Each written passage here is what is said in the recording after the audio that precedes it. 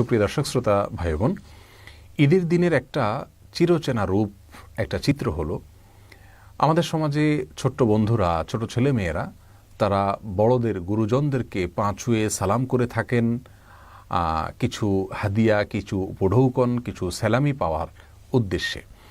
তো এই পা ছুঁয়ে সালাম করে সালামি কালেকশন করা এটা জায়েজ আছে কিনা, অথবা অনেক মুরব্বীকে দেখা যায়, অনেক বড়দেরকে দেখা যায় তারা ছোটদেরকে সালাম পা ছুঁয়ে সালাম দিতে বাধ্য করেন, তারপরে তাদেরকে সালামি দেন, তা না হলে সালামি দেন না।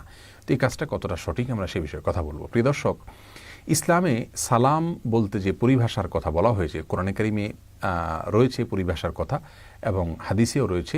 আল্লাহ সুবহানাহু ওয়া তাআলা কোরআনে বলেছেন, ইদা হুয়িতুম বিতাহিয়্যাতিন ফাহাইয়্যু বিআহসানা মিনহা আও রুদ্দুহা। তোমাদেরকে কেউ যদি কোনো অভিবাদন জানায়, সালাম পেশ করে, তাহলে সে যে ভাষায় সালাম পেশ করেছে তুমি সেই ভাষায় তাকে সালাম ফিরিয়ে দাও, জবাব দাও, ফিরতি সালাম দাও, অথবা তার চাইতে বেটার বা তার চাইতে আরও উত্তম শব্দ ব্যবহার করে তাকে সালামের জবাব দাও। রাসূল করিম সাল্লাল্লাহু আলাইহি ওয়াসাল্লাম সালাম দিতে আমাদেরকে নির্দেশ করেছেন। চিনি না, যে কোনো মানুষকে, চেনা অচেনা সব মানুষকে সালাম দেওয়ার নির্দেশ তিনি করেছেন। সালাম মুখ দিয়ে উচ্চারণ করে একজন আরেকজনের শান্তি কামনা করে দোয়া করা হয়, সেটাই হলো সালাম। পা ছুঁয়ে সালাম করার মতো কোনো ধারণা ইসলাম আমাদেরকে দেয়নি, যার কারণে পা ছুঁয়ে যে কাজটা করি এটাকে আসলে সালাম বলাটাই সঠিক নয়, এটা কোনো সালামই নয়।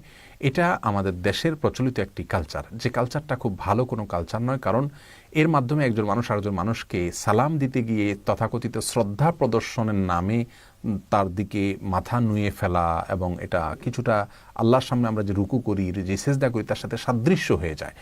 তো কোনো মানুষকে সম্মান দেখাতে গিয়ে আল্লাহর জন্য আমরা যেভাবে সম্মান নিবেদন করি সেইভাবে সম্মান নিবেদন করা, এটা আমাদের তাওহীদের সঙ্গে যায় না। সেই জায়গা থেকে পা ছুঁয়ে সালাম দেওয়া এটা সুন্নাহ বিরোধী কাজ, এটা অনুত্তম কাজ, এটা ভুল কাজ, এটা শিরকের সাথে সাদৃশ্যপূর্ণ কাজ। আমি শিরক সরাসরি বলছি না, শিরকের সাথে সাদৃশ্যপূর্ণ কাজ, বিধায় এটা আমাদের পরিহার করা উচিত।